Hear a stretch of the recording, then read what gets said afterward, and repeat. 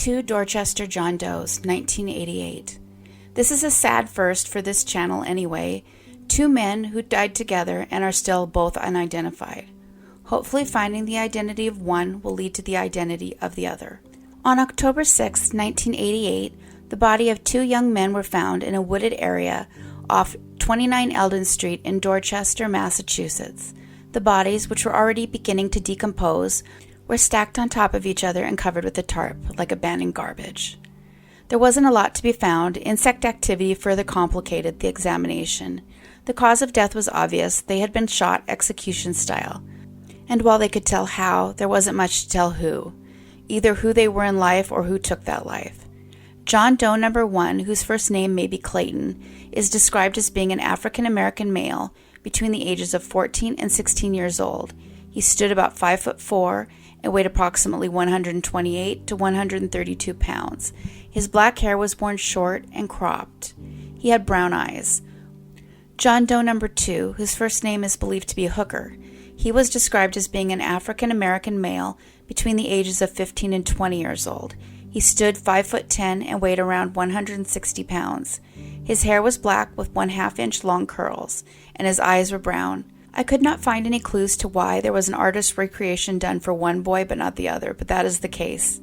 A Reebok bag was found near their bodies, and it included a foam cylinder with 2 holes and gunpowder residue, indicating this had been used as a suppressor. The police believe the pair had been from the Bronx, New York, and that they may be of Jamaican descent. There's no clear indication of why they think their names might be Clayton and Hooker, or how concrete that is as a fact. It's believed the boys may have been involved in drugs and it was a related hit. No matter what led to their deaths, they were kids and they deserve their name back. If you have any information in this case at all, please call the number on your screen.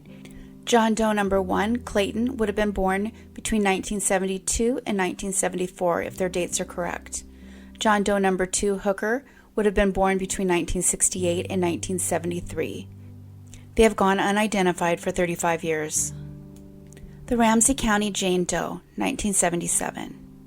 The Ramsey County Jane Doe was discovered on July 20th, 1977 in St. Paul, Minnesota. She was found somewhere between Childs Road and Warner Road in St. Paul. Although it could not be determined how long she had been deceased, and in the water, investigators estimated she had probably died sometime earlier that year. Forensic investigators determined that the woman was white, 16 to 30, and about 5'8". She weighed about 130 pounds. She had medium-length brown hair, brown or green eyes. The woman was wearing a shirt with a green, red, and blue vertical stripes, high-waisted jeans, stockings, and size 8 to 9 shoes. Her manner of death was not disclosed. She was most likely between 16 and 30 when she died. They also noted that she had stretch marks, which means she may have given birth at some point. She had quite a few fillings of both silver and gold in color, but also a number of chipped teeth. Currently, the DNA Doe Project is working on her DNA. If people are interested in donating to her case, please visit their website. If the age estimate is correct, she was born between 1947 and 1961. She has gone unidentified for 46 years. The Conroe Lake John Doe. On August 3, 1986, at approximately 5 p.m., several people were at Crater Lake in Conroe, Texas. They were reminiscing about their old hangout when they spotted what happened to be a body in the water. Sheriff's deputies and the fire department quickly responded to what they believed was an accidental drowning. That was not the case. Instead, the man had been weighed down with 2 cement cinder blocks that were attached to the body via an electrical cord. An autopsy would go on to reveal that he died from multiple gunshot wounds. Authorities held out hope that his tattoos might help someone recognize him, but so far that hasn't been the case. He had a small devil and a painted tail on his lower left arm. On his upper left arm was a poor quality tattoo that said Liz. His right upper arm had a tattoo of non-professional quality also that said Baby Dawn. His left earlobe was pierced. Authorities received a tip that he went by the name of New York Billy, and it's thought that he was about 20 to 30 years old at the time of his death, around 130 pounds and perhaps 5'5" to 5'6" inches tall. His hair was reddish in color and he had poor dental health. There was no forensic depiction offered before 2015, and they exhumed his body to see what he may have looked like in life. If the age estimate is correct, he was born between the years of 1956 and 1966. He has gone unidentified for 35 years. If you have any information, please call the number on your screen. The Miami-Dade County Jane Doe, 1996. This young woman was around 25 to 35 when she was found discarded in a cardboard box after being strangled to death and found around Miami Lakes, Florida, in October of 1996. Very little has been released about her, unfortunately. It appears she was somewhere between 5'5" and 5'4" inches tall.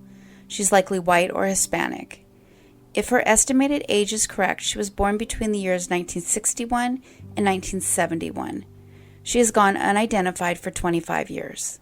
If you know anything at all about this case, please call the number on your screen.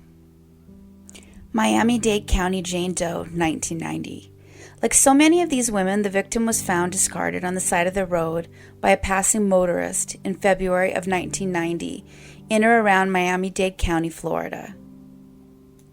She wasn't very tall. She was maybe 5 feet or perhaps even 4'11" tall, and she weighed around 170 pounds. She had brown hair and brown eyes. She was wearing a plain white ring on her left finger, and although it doesn't specifically mention the ring finger, it seems to be implied, so this is perhaps a wedding ring. There is scarce information about this woman, including how she died. While there's no mention of ethnicity, it looks like she could be Hispanic or Latino.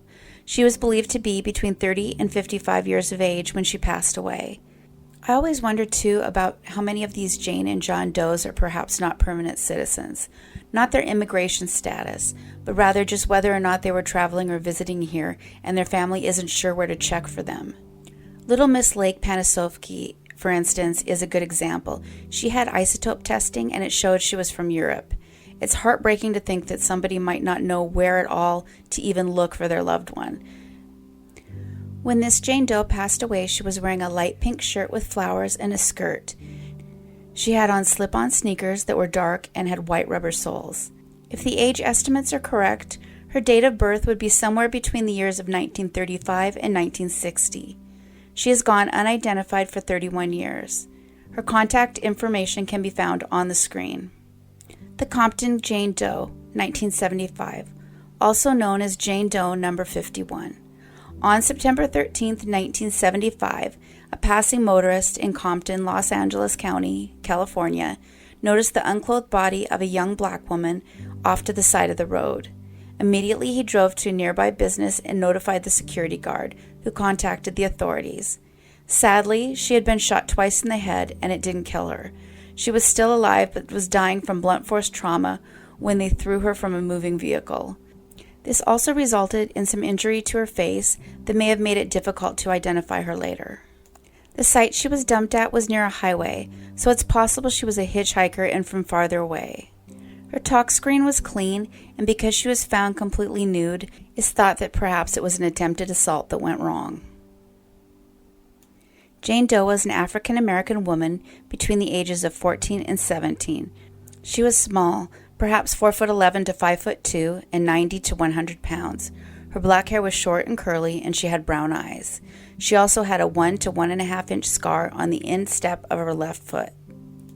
She had quite a few items of jewelry on her body, and a few are shown here. A silver and white metal ring with a white stone and 6 green stones, a gold bracelet, a gold ring, and a large black stone that featured a gold-colored flower in the middle, a silver or white metal keychain, and a white metal or silver bracelet. If you have any idea who she may have been, please call the number on your screen.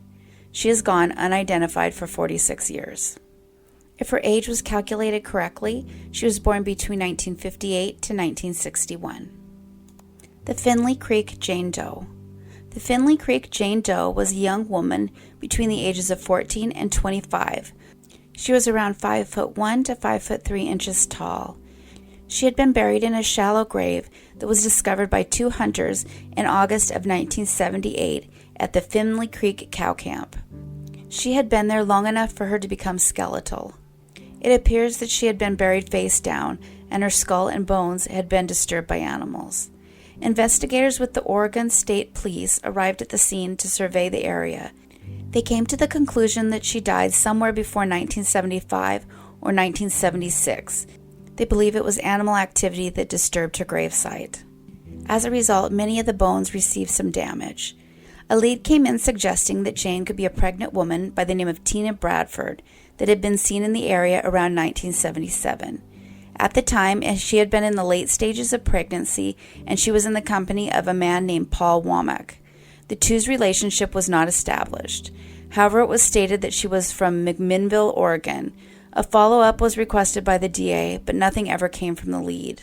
Several renderings were done from her skull in 2020. Because her date of death is hard to determine, she was born somewhere between 1940s and 1950s most likely. She has gone unidentified for 43 years. If you have any information at all on her case, please call the number on your screen.